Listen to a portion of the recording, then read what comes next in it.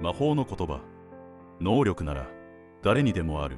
違うのはその使い方だよ。スティービー・ワンダー。彼は生後間もなく視力を失い、11歳で音楽会社と契約。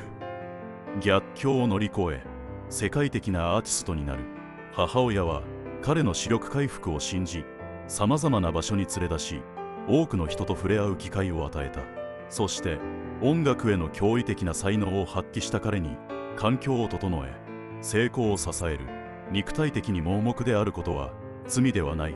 精神的に盲目であることは深刻なハンデキャップだ。盲目であることが不利だなんて思ったことはない。黒人であることを不利だなんて思ったことはない。できない理由を探すのはやめよう。今はゆっくり休もう。